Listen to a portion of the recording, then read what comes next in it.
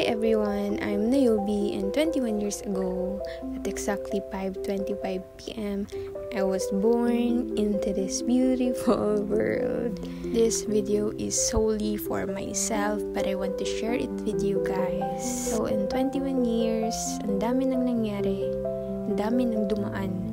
Pero syempre, hindi ko na naaalala lahat ng yun. And I'm doing this kasi gusto kong maalala tong taon na to. Kasi iba tong birthday na to sa mga nakaraan. Ngayon, mas masaya ako. Though wala namang masyadong nagbago. Same life, same routine. Pero iba kasi yung feeling ngayon. Like, sobrang grateful ko. But don't get me wrong, grateful naman ako noon pa. Pero ngayon iba. Mas calm, mas at peace, at mas marunong akong magpasalamat. At mas totoo. At mas naniniwala na ako sa mga process. And madalas ngayon, mas ramdam ko rin yung growth ko. Hindi man sobrang laki, pero ramdam kong nag-evolve ako kahit papano. Like sa mga uncomfy moments or sa mga nangyayaring hindi ganun kaganda, iba ka na mag-react, iba ka na rin mag-isip, kung paano ka mag-isip at tumanggap ng mga bagay. Pero di ko sinasabi na alam ko na lahat kaysa hindi pa rin. I'm still learning every day. And to get here, it was never me alone. It was with me and God and si Iya. Totoo guys, si Iya talaga. Noong mga times na yan. Thank you Lord talaga kay Iya. Also, I'm doing this maybe because gusto ko rin i-acknowledge na yung sarili ko that I made it here. Maybe not that far yet. Pero still, it means so much to me. Kasi alam ko, hindi to galing sa madali o sa smooth na process.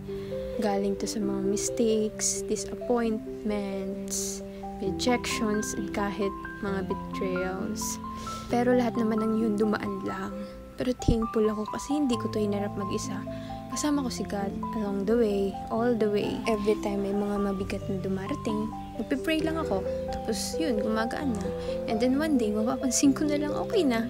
Tapos everything shifts. And minsan, not minsan, madalas, lagi, mas maganda pa yung nangyayari and sobra-sobra pa sa in-expect ko. Kaya sobrang thankful ako. Nasa heart and mind ko si God.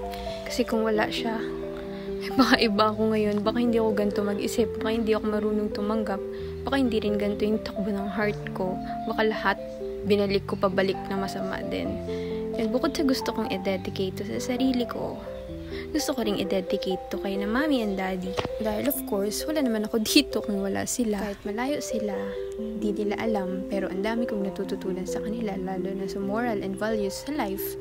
And gusto ko ring i-dedicate to kay na Tita G and Tita G na kasama namin lumaki. Ngayon ko lang na-realize lahat ng sinasabi nila noon, nila mommy, nila Tita G, na dati ko lang naririnig. Pero ngayon naiintindihan ko na.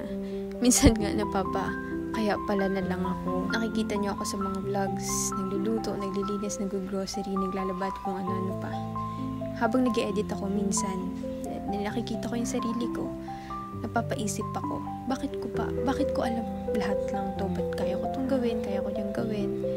Bukod sa dapat ko siyang matutunan, na-realize ko dahil yun sa kanila. Ang gusto kong i-point is, yung dati akala ko utos lang kasi ayaw nilang gawin. Yung pala, kailangan talaga namin silang matutunan kasi dadating tong point na to.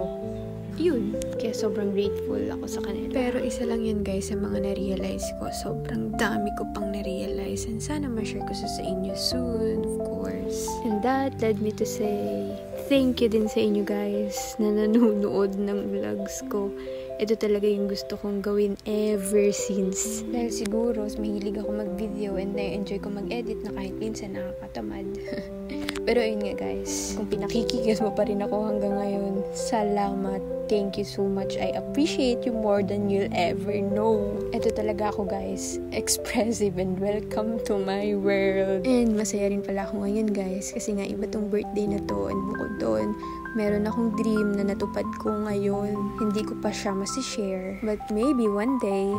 Pero thankful ako kay God kasi nagawa siya ng mga way para matupad ko tong dream na to. Para magawa ko siya. Kaya for me, sobrang special nitong birthday ko na to kasi sobrang masaya ako at sobrang grateful ako. Guys, thank you sa pakikinig hanggang dito. I'm just really happy I got to express kung ano yung nararamdaman ko. Lahat ng to nasa puso't isip ko na simula pa nung mga nakaraang buwan. Basta simula nung nag-vlog ako, yung pala, ngayon ko siya share ngayong birthday ko. Masaya ako guys na nasabi ko siya sa inyo at na-share. I'm thankful for you guys for supporting what I love to do. Sa 5 minutes na video na to, some part of me healed. O man, pero ayun yung totoo. And again guys, I'm not perfect. I do not claim to know everything. 21 pa lang ako, nasa early 20s pa lang ako. Alam kong marami pa akong dapat matutunan. I'm still learning every single day. So here's 21, same life, same me, pero this time with a heart full of faith, growth, and gratitude. That's it guys. I hope I make my parents and real friends proud. And of course, to you guys, thank you for supporting what I love to do. It really means a lot to me. Thank you guys. Bye.